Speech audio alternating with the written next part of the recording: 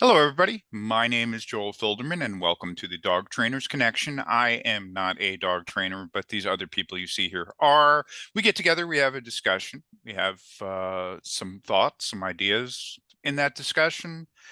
Sometimes come up with some answers, but we always do have an interesting talk.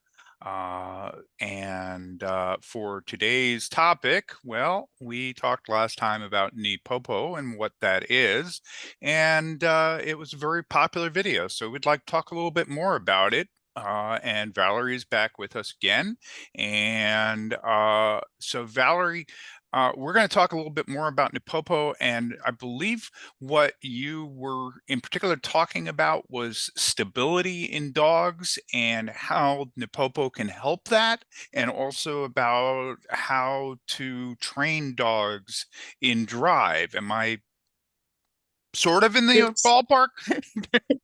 stability is so it depends on what you're training the dog for. Hmm. NePoPo is a system of using all four quadrants by educating the dog from what the dog most loves and whatever's going to be the best positive reinforcement Hmm. to make connections with the dogs before we start putting pressure on them, and then adding fair pressure that the dog can win by solving the puzzle. Uh, for instance, if we don't teach someone that coming in out of the sun into the shade when it's uncomfortable, they end up burned and punished. If we teach the dogs how to solve a problem, that when they get too hot, they can step into the shade, or any other kind of behavioral thing that relieves consequences of life. I mean, we all get pressures on us daily. I think I've meandered off the topic. Sorry. The question was about stability. Yeah, And I mean, and I guess really what it comes down to is what are you talking about with stability? What are you referring to when you're talking about stability? so I would give the context of what NePoPo is a training system Hmm. that was built to give the dogs the opportunity to be invested in their own success and to create dogs that can always do on cue when required, but to be doing it with heart and soul and in connection with the person who's the handler at the time. That the dog should love the job, enjoy the job, understand life, understand how to be strong, and that was the people who invented the system Hmm. have were sport trainers, and they saw that when they trained their dogs, and Bart Bellin invented it, and Michael Bellin has helped him refine it and teach it. And he's a world champion in some of the dog sports from Belgium. Right. And he recognized that when he started training with more positive reinforcement in his training system, the dogs not only were they able to do on cue, but they also look like they're enjoying it. They look happy. And They didn't so look they like they were being forced to do it. exactly. Yeah. And while you're talking about, these dogs you're also talking about dogs that people have in their homes as well. This is Right. not just So for sport or for what other, this is for every dog. And right. I started the system. I was a horse trainer before I was a dog trainer. So hmm. my Lagatha was mostly trained in a negative reinforcement style because that's usually how we train horses. Hmm. And I met Bart at a conference. He invited me to come to the Silver School. And I brought my Great Dane to the Netherlands to attend this school with all types of people with pointy eared dogs, working dogs, sport people, military, police. And I had the only Great Dane there. Hmm. And she was at the time, and I'm saying this because this is how my journey started. My journey with NePoPo started with bringing an underweight young dog. I think she was about 14, maybe 18 months at the time. Hmm. She had a horrible Giardia infection as a young dog. All of us have trained Danes that are inaptive by genetics, and she was also one of those kinds of dogs. And when we got there, I think she's probably the only dog that went through their program that graduated with gold without using any food at all because she wouldn't eat. Oh, And okay. so That's I what used inaptive means. Okay. I was going to ask. right, So, yeah. yes. And so what the Great Danes, you often see them really skinny when they're young, and they don't want to eat well, and Hmm. it's hard to get them motivated with food because they feel full on a small amount that isn't enough to sustain them. Mm-hmm. So I love watching the sport dogs and the military dogs, and I loved watching the trainers through multiple gold schools. We've attended 6 times, I think, um, watching the dogs that were doing sport work and um, different kinds of top level service dog work, and other people who had show dogs and hunting dogs. I was watching them work, and I thought all of this stuff can work for pet dogs. Hmm. And I started watching how that we talked about how do we manipulate different hormones. We build dopamine by creating a lot of motivation, and when the dog's anticipating success in different exercises, Sure. it builds motivation, it builds drive, it builds Mm-hmm. ignition for the job. And I see so many pet dogs that come in. Now, some of them are going to be dogs that enjoy being more on the endorphin scale, and Mm-hmm. others, like my Malinois, are very much drivey ignition dogs. And my Lagatha, who I took to the Netherlands, she was amazing at play with toys, but was terrible at eating food. And after we started doing the NePoPo system, where all the food was trained in through activities throughout the day, the dog gained 15 pounds before my next gold school, and then 20 pounds now since that original Mm-hmm. weight. And she's healthy and buff and muscular. She's pushing 7 years old, which is the beginning of geriatric for a Great Dane. Sure. And she's still, other than the white hair on her face, looks and moves like a young dog. Mm-hmm. And she's a monster for food drive now. Hmm. She loves it to come running as soon as we're starting to do any kind of training. Things that the sporty dogs would carry the dumbbells over the palisades, those kinds of things. She will do them now because it will get her food and fun with me. And she's never starving. I feed all the dogs whatever they don't eat throughout the day, they get in their dinner dish at night. So Mm-hmm. no dogs go hungrier than they want to work in the morning. Right. The the benefits, we talk about, we're building dopamine for ignition, we build endorphins for calm dogs to help the dogs embrace being calm. Mm-hmm. And but those both of those things can be done with active dogs that are seeking out things that they love or enjoy. And then when we do those activities, we find out what the dog loves, do all kinds of games that we're actually training within the game. And then the dog is learning by doing, and they learn brilliantly. And then we prepare them for the times when they must do what we're asking them to do fairly and with understanding. And then teach them a journey of fair consequences for not doing when we ask them to do something, or doing things they know that they've Mm-hmm. been taught that they must not bite the other dog, they must not bite me, but they should bite this toy when we're going to play Right. the game. Right. um, I've been I've had dogs that have come in that are incredibly metabolically unstable, with cortisol depletion and the adrenaline off the hook, Mm-hmm. and no ability to focus dopamine or even build dopamine because they're too busy being Right. anxiously depleted. So we teach that dog the opposite of ignition. We teach them Prince. You both know Prince, the white little guy that's Yeah. the little white Eskimo dog. He needs a reset now, but Prince Harley. he was biting Prince Harley. Yeah, Yeah. he was biting everybody. She came to me because he was brutally biting her. He bit every Right. one of my Right. I staff remember once, but this. Yes. never killing anybody. But the the dog literally could not calm down. So we used his food, the things he loved. We taught him how to be calm. We rewarded him within behaviors rather than by producing behaviors. Yeah. And he's amazing now. We have So, another biting dog, the shepherd that comes in, right. the Aussie. Yeah.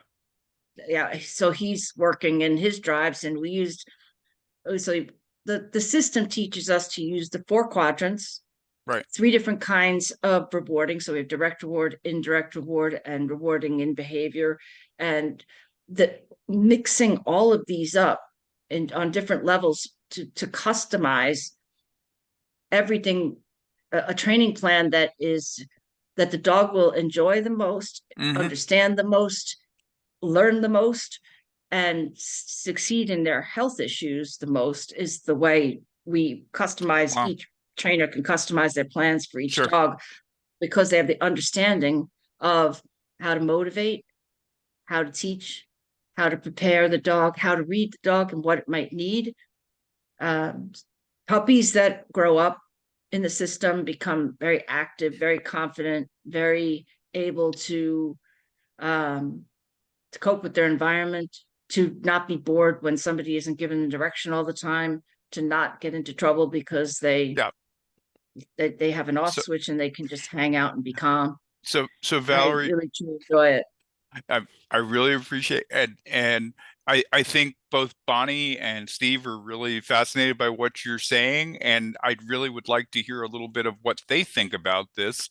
And Steve, I have to be honest, when I was hearing what Valerie was describing, and I'm not calling you old by this, but it does sound to me like this is kind of going back to some of the old ways. Am I right, Steve? Well, not old, you know. I mean, Gottfried Dilthey comes to mind for me, right, about this, right? Gottfried, I guess he got with Sheila Booth, who was a Schutzhund judge. Um, and he was a remote kind of collar guy, right? He was a electric. There it is. Oh, I just bought it. I bought it as a Christmas present for one of my trainers. Yeah, I have it. I have my own copy of it. yeah. Yes. You know, that's so we're not talking old Conrad Most old, but you know, we're Hmm. talking Gottfried Dilthey old. Conrad Most actually has a lot of influence on how this program was built. There's Okay. nothing in it Well, that's newer than the best of the best trainers from the past who cared about what their dogs were doing. My my dressage coach from 1982 to 1985 was a former head writer at the Spanish school in Austria, the White mm, Lipizzaner, and he was the head of that school for a number of years before he moved here to train dressage. And everything for him was about the relationship and that the horse should enjoy the work. hmm. So when I try to learn with teachers who embrace that same concept, and a lot of the people, when you look back on Conrad Most's work and Dilthey's work, the, what the drive of the dog and the dog's um, genetic desires and interests, they're taken into account, and how we should fulfill those. Mm. Right, John Could Holmes, you know, Pardon me? could Holmes, the farmer's dog, right? He's, you know, here's a Mhm. guy talk about the stick. Yep. And that's kind of where my mind went with this, Yeah, Steve. When I was hearing this was John Holmes' dogs loved him more than they loved himself. And it was all about, can I get to the sheep and what do I have to do mm, to get Yeah. the sheep, right? And if they didn't do the right thing, you know, well, he used one of those four quadrants, let's put it that way. But no, there was no ill effect on the relationship. If hmm. anything, it solidified. Everything was very clear, and they knew how to get to what they wanted. And they had to go through John Holmes to get it. And he was very clear about what those exercises were, right? So, you know, it's a sad thing to see a dog that is obedient, but not, it's Not miserable. happy. Yeah. Miserable. It's Yeah. not miserable, afraid. Hmm. Better to, I mean, and there was a lot of that. You know, look, it's bad training's bad training. I don't care what the year. Hmm. You know, so people who like just like you're going to do this or else, Hmm. but you shouldn't have a dog if that's who you are. You know, I mean, you know, I don't know that you should have any pet. can But can I just interrupt and ask the name of that person that you said, Steve, that not the Booth, but the other one right before it? You mentioned somebody Doug. with a G or something, is it? Godfrey, there he is. Gottfried Dildy. Yeah. How's that? What's that name again? Godfrey Gottfried Dildy. Dildy. Oh, Dildy. It Gottfried might be Dilday. Dilday. Dildai. Yes. Okay. Oh, Okay. it's on there with Sheila Booth. Okay, I'm sorry. Yes. I didn't see that. Actually, she's the author with him. She's the primary author on the page, but Okay. I don't know why he's the one everybody remembers the name of. Okay. Well, with that name, I Well, would think they would, but Hard to spell. maybe a little bit of chauvinist stuff in there I too. know. Sheila wrote purely The positive, right? Remember pardon that? me? Sheila Booth wrote Purely Positive. That's the title of Sheila's book. And I know this very well because she and I both were members of the Dog Writers Association, and we were both up for the Maxwell, I guess, would be the honor that you get. And I guess we were sitting there at the event. I don't really drink, but Sheila's okay with a couple of glasses of wine, and so at the end she won, and which I was happy for her. I mean, I trialed under her, so she's a really nice lady. And so she won. I ran into her afterwards. She was a little happy. I don't blame her. And they go, Steve, I won. I'm like, I know. Congratulations. But the funny thing is Gottfried, he was all about the collar. I think he was a smart guy, knew how to train dogs. And, she kind of hung with him. The Purely Positive. I mean, she trained a puppy of hers in my puppy class, which was kind of funny also. She was a very cool lady, but Purely Positive is a funny thing. It's good for business, but it's not always good for the dogs, right? Purely good for business, but people love to hear that. But and it's become And- even better for business lately. well, sadly, Yeah, and Valerie, I just wanted to ask you, is there any part of what you wanted to talk about in terms of pet? I know you wanted to talk about service dog training and rehab, but for pet dog owners and for trainers Most that of the work people with in them. New York. I'm sorry, I interrupted you. Yeah, no, I was going to ask you if you could just share a little about what some trainer like myself who works with pet dogs could get from NePoPo. So that when I teach my students that are NePoPo trainers that I'm teaching, I teach them about when we're working with pet dogs. I want to know how to use positive reinforcement really well. I want to know how to clicker train really well for the dogs. Like my Irish Wolfhound mix, clicker, that she doesn't care for that. So we use a different marker word. Or for a lot of clients that don't like the clicker, but they're happy to use the word yes, so we mix it in there. I think all dogs should be trained. For me, I try to, once I have the situation safe, if I have a dog that's come in that wants to hurt me or bite me, he's not going to get positive reinforcement at first. If he's coming at me, there's going to be a consequence to make that stop.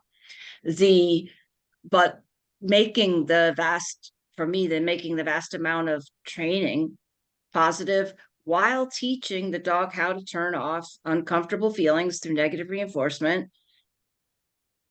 And then by the time the dog knows how to be fluid in his world, then we have the consequences for doing things they shouldn't, or say, digging in holes in the yard, or things that biting, whatever. But for me, managing to be really good at making the dog really comfortable in his world, making sure the dog feels like a winner through figuring out, this is the other big difference between a lot of is the kind of positive reinforcement that I'm doing.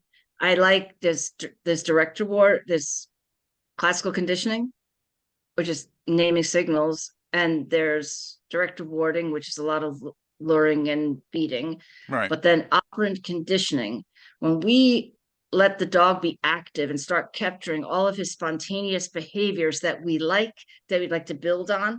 And we could start with something as simple as he was smelling a spot on the wall, get rewarded for that. Now the dog wants to try and look for other spots to smell, and then he's going to keep going with that. So making an active dog, finding all of the different kinds of things that he finds interesting to find. I can seed an environment with things he wants to find if I know what he likes to find. Right.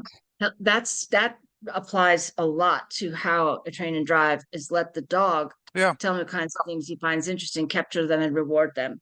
I was going to say that now I understand better what that means about training and Right. drive. There definitely is it Mhm. definitely makes it very clear. It's like the dog enjoys this, so why not reward the dog for that? Right. You And for know? people that are not that familiar with Schutzhund or other kinds of sports and Yeah. knowing what training and drive means, that's very clear about that. Yes. Yeah.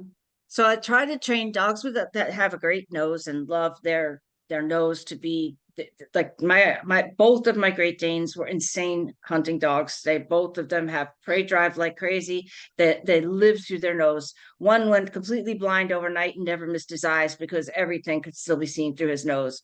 I've grown up with hound dogs, both sight hounds and the Great Danes are mastiffy, but more hound in my mind. And any dog that you can reach him through his nose and teach him through the training and capture his world through his nose. NePoPo's taught me a lot about how to teach dogs to enjoy their nose and train them in that drive and use that training through the nose to help owners with nose games. I Hmm. know Mhm. the game of that we were talking about earlier, Bonnie, of hiding food around the house and having her Mhm. find it is really good, but I prefer to hide things that aren't the food.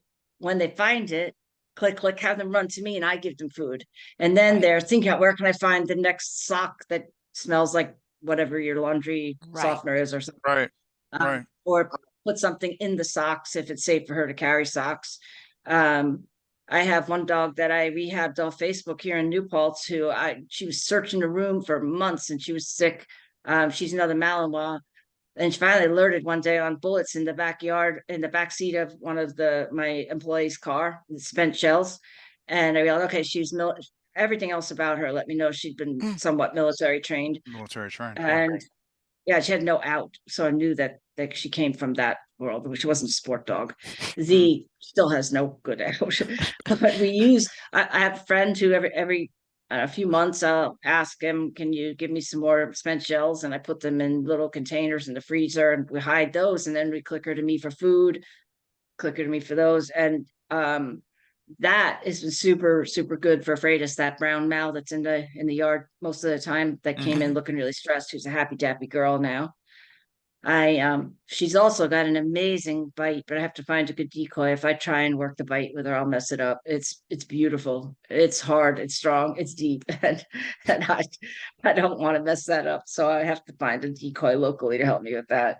Mm. Some dogs like to bite. All of my mouths have a lot of I want to use my mouth drive. Uh, Ziva, the black one, has less mouth drive. Her sister, Martin and Michael, have built an amazing mouth drive by making biting their tools for their IGP or Mhm. KMPD, whatever sport they're doing, made it fun. So the dog grew up and continues to learn that biting is a lot of fun and she does it really well now. I didn't need that in Ziva, but we still always must play with mouse things. So we had take, hold, get, bring, give. Uh, these were the service doggy kind of tasks. And Mhm. my Lagatha as a service dog has no genetic drive to retrieve. I never taught her to retrieve things for me because she can barely hold them without biting her lips. Mm. So the other two mouths will get items for me by name. They will I with all four of them. So interestingly, the Mal that had probably only been trained on, I think they put gunpowder on the mommy's boobies because that's the only thing at 7 years old that dog will alert to or work with. I've tried all kinds of scent discrimination games with her. She's got no interest in learning about, and so sometimes we Mhm. overtrain in one thing. Yeah. The dog can't come out of the picture. I Yeah. try not to let that happen with the pet dogs. I get a lot of dogs that come in and the only behavior they offer is sit because that's what the owners have started with as the natal language for the dog. Yeah. Um, Right. Understanding And how it's to make, I'm sorry, go ahead. no, I was just going to say pet owners and inexperienced pet owners with training need to be taught how to do these things and then Well, and then and then get back to you, oh, that's not working, right. she like our dog isn't doing X, Well, You and know, then how do even, I get past that? And yeah. Right. Well, even experienced pet owners like Steve, who's got his young puppy now. I'm his guessing border you're collie border puppy. collie, right? I Yep, remember. yep. Training. I'm assuming that's got some little bit of drive there. Yeah, I remember I when you got remember that when you got border collie, Steve. Drove you crazy. Driving me crazy, but she's a good Yep, girl. yep, I'm sure. You worked it I out. have we have two border collies in the program now. One of them was a rescue. They don't know her history. She was at 8 months old, I think, when they got her. She's not very drivey, but she's a strong, confident, happy dog because they've done a lot of really good work with what drive she has in the things she likes to do. And the other one is my friend's Karen's dog, who's obviously a border collie that's been bred for a pet dog, but he still has a considerable amount of drive. And she's taught him a ton of circus tricks.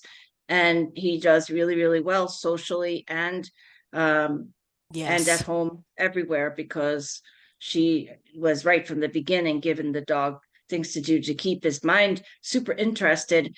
And the really, really the most important thing that I can say that the difference for me of training and drive versus sort of suppressing drive and asking Hmm. dogs to be still when I train and drive, they have no choice but to be still when they're done. They're exhausted.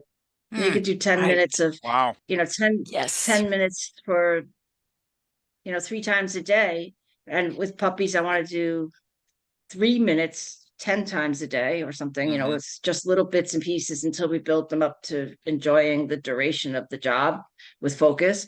But when I ask dogs to solve puzzles, those dogs are tired and they have to be puzzles they enjoy. Yeah. How can I get that yes. food? How can I get to smell where that rabbit was before? How can I Mm. get to be with you for long periods of time? Well, just let's do some fun stuff together that's important to you, and then we can hang out together while you sleep off your drive session. Yeah, And we're finding really, really good luck with this. And that that's seems like a that's terrific. and that seems And our like a dogs are quiet. it seems like a good place to leave it. Like you said, that is probably the most important is that they can go through the drive, but then they're they're Yeah, they're they're stable. To they're get back to what fulfilled we were and they're to what we started stable. with. Yeah. They're So, confident yep, to Confident. get rid of anxiety. yep, So we were asking about how do these things help pet dogs? The yep. vast majority of pet dogs I see have had either a dearth of consequences for making bad choices, or the owners didn't know how to channel the drive into something the dog likes, so the dog's getting in trouble. But the vast majority of dogs that I'm seeing that are coming in are fearful, unconfident, and nervous coming from shelters Well, or too much trying to do only positive training, and the dog hasn't a clue how to control anything in its environment and turn off pressure. mm, So this teaching dogs how to do and enjoy doing for themselves before even for us, I think that's really important. And that's a lot of what I've gotten from NePoPo, and it's how I teach my clients and that's my great. students. Yeah. That's great. The key. It's the key is if the dog wants to do it, you got it made, right? Right. If the dog wants to do it, and if the dog wants to do it, you didn't do it, the dog did it. Ta-da! Right.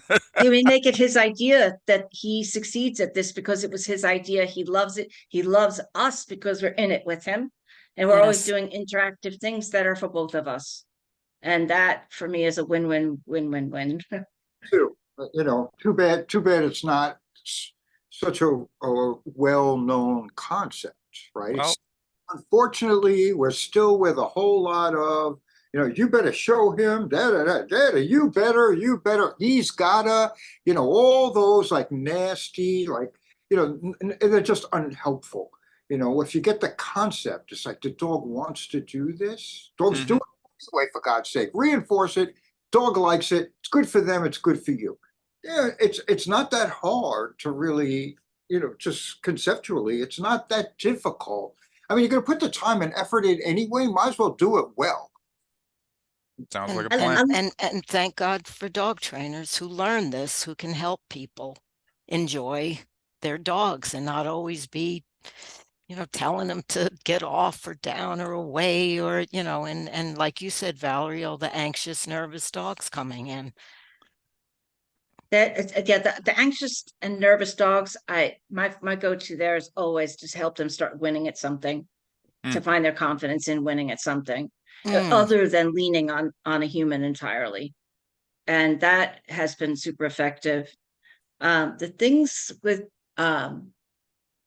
pet dog training too, I think it's important to understand the breeds in front of you. A Great Dane, an Irish yes. Wolfhound, hybrid, a Malinois, and a Schnauzer. They're going to have different things that, Sure. and my three Malinois don't even have the same Hmm. favorite things. They have similar favorite things, but and all of them like the nose. Well, it's like So Yeah. dealing with three yeah, different people. You're not gonna get three different people to do something the same way. It's like, okay. So I uh want to. yep, go ahead. Okay, thank you. I want my dogs to have the predictability of in their world that this kind of training creates. I any training models that I use regularly are about the dog's well-being. I Hmm. always throw the health things in. What is the dog eating? How is the dog feeling about Sure. their health and stuff? So that gets thrown in. Mm, And they do touch on that in the NePoPo school, that the dog should be not. And the idea of working for their food is not, what's the word that is a big word about, I'm either coercing the dog with his food, or I'm doing these like sort of uh, the dog must do in trade rather than joy if Uh I'm asking him to work for his food. My dogs love working for their food, and none of them are forced to do it or go hungry without. So they may be hungry at lunchtime if they decided they didn't want to work in the morning, but none of my dogs. Here's the thing, it's a lifestyle. hmm. And I'm trying to come up with the words for how do I train these things. But the dogs we're always in training. If they're sleeping, they're sleeping because we've done training when I get up. So when we're done with this meeting, they're gonna come out. I'm gonna start dinner. I'm gonna play the stay out of the kitchen game that makes them, okay, we saw what you were cooking. You threw us some broccoli stems. There's a little bit of dog food. We're gonna go do dog things. Hmm. um if I'm going to empty, fill the dishwasher, and they're going to come up, and I'm going to ask them, sit over there because I don't want your face. I'm always worried about them grabbing the soap, or that something on a dish is going to give them an upset gut. I mean, on the inside of the door. Yeah. What do we do when I'm going to take a shower? What, all these little things of living with your dog. You can Hmm. be doing that, training and capturing and agreeing with and disagreeing with behaviors gently and very clearly, compassionately, um and predictably throughout the day, and your dog will be trained. It doesn't, Mm. taking time to make the sessions is great, but continuing to be clear in your approval and consequences and disagreements fairly. Consequences should never exceed the hope of the dog for doing it again. I don't want to kill hope or drive in the dog. I want to make sure my consequences are enough for the dog to say, oh, I can do that differently. Or I won't do that at all again. I would like to kill hope for digging a hole in my garden, but I can teach them that they can always have the hope of digging by the sand pile if we're near it. Hmm. So, there's manipulating hope is a big part for me of my understanding of the program. There's no hope that you're coming out of that kennel if you're barking at me for no good reason. Mm. I'll stand and wait. And when they stop, they're immediately, yes, let's go. So we make yep. the approval to the moment, to the clarity. Hmm. If they're all excited and silly to leave the house, and I have the dog, my Freitas doesn't live here, the military trained dog. She doesn't live at the house. She lives in my office at the training center. She doesn't want to live in a house with dogs. It's too much chaos for her. I Yeah. can't build the clarity of that for her. But the other four, we want always to have come out and train. Let's go for the walk. Let's go for the walk as a group. And then when we get back, there's just everybody lie around and do whatever we're going to do. And then we engage again with activities. putting it into the lifestyle that's incredibly predictable, and that with every kind of behavior, we can add something for the dog. My dogs like to smell my toothbrush when I go into the bathroom. They don't touch it. They don't have to touch it, but I can show it to them. Then they'll sit and watch. Mm-hmm. Because I said you can, You That's can right. do that. Yep. Lagatha has zero desire to carry a dumbbell in her mouth and go over a palisade like the sport dogs do. This is the Great Dane. The little dogs love it. But when I work them as a pack, so like if we do some game in the kitchen, I was talking about have them, they touch a wood. I have a bamboo stir thing that I keep in on the side to do some training in the kitchen. And I've got them all out, have a treat pouch on, and the touch the thing, click, click, here's some food. And this was a new thing I just did today with Lagatha. And so it's Lagatha, Ziva, and Dora, the Irish Wolfhound hybrid, the Great Dane, and the little black ex-herder Malinois. And Dora and Lagatha are like, why do we have to put our nose on this thing? And Ziva's like, well, because I had to give her the food. When Lagatha realized that Ziva got a whole handful of food instead of 2 kibbles, when she put her mouth around the paddle, she came in like a rocket. She's like her turn, but she doesn't naturally want to take things in her mouth and retrieve.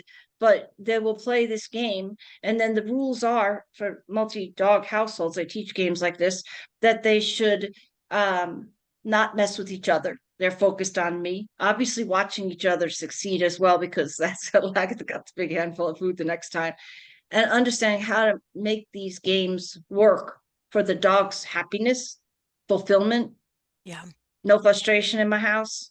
And I want to teach as many people how to be able to create these balanced dogs that can integrate with the family through training games, I call it. I use the NePoPo training games. Yeah. Yeah. And the dogs love it. Well, we could probably go on talking about this for the next 2 hours, if not 3 or 4, but I think we probably should stop at some point, and this seems like a good point. Trainers, I want to thank you all for being here as always. I want to thank everybody for watching, and don't forget to like this video, and if you haven't already, subscribe to our YouTube channel, and give this video a nice thumbs up.